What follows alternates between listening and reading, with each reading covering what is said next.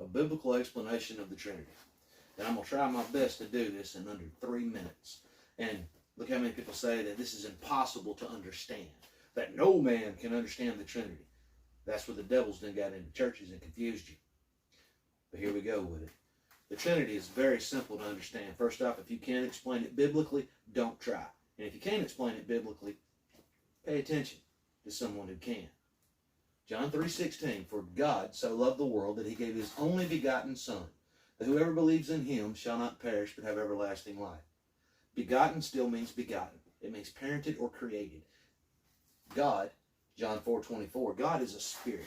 So spirit so loved the world that he gave his only created Son. Son is Jesus Christ. Jesus is known as the Son of God, Son of Man, Son of Adam, Son of David. Jesus is the flesh of all.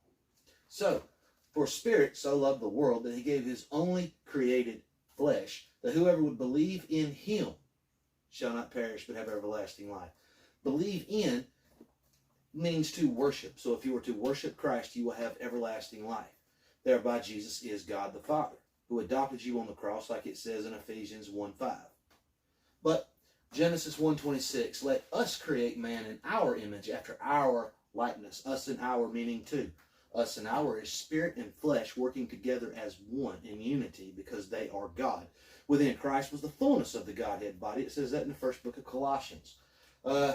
Isaiah 9:6, for unto us a child is born, unto us a son is given, and the government shall be upon his shoulders, and his name shall be called Wonderful Counselor, the Mighty God, the Everlasting Father, the Prince of Peace. Sounds like Jesus, but yet that says he is the mighty God who we should serve, worship. And it also says he is the everlasting Father who adopted us on the cross, like I said, Ephesians 1:5. John 1:10, he was in the world, and the world was made by him, and the world knew him not. Ephesians 3:9, to make all men see what is the fellowship of the mystery, which from the beginning of the world has been hid in God, who created all things by Jesus Christ. Jesus. And it also says in the Bible that Jesus is to be the mediator between God and man. If you understand the word mediator, it's like a divorced couple. When they're going through their divorce, if it's real nasty, real bad, the husband and the wife can't talk to each other anymore, they get put into mediation.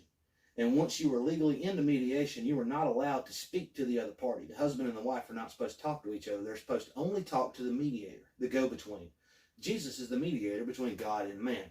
The flesh of God is who you are to go to pray to, if you wish to speak to the Spirit of God. Because Jesus said, whatsoever you should ask for in my name, that I will do. He said that in the book of John, chapter 14. It is what I will do. Jesus said, I will do it, whatsoever you should ask in my name. That means to his name. For your God's name is to be Jesus Christ.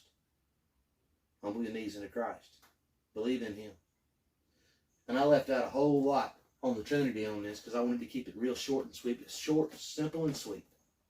But to find more of it, you can look up JWC on YouTube. Just type in When I Was Lost and Confused by JWC. And you'll eventually see something that I've done on there. Share the gospel, for if your gospel is hid, it is hid unto those that are lost. Have a blessed day.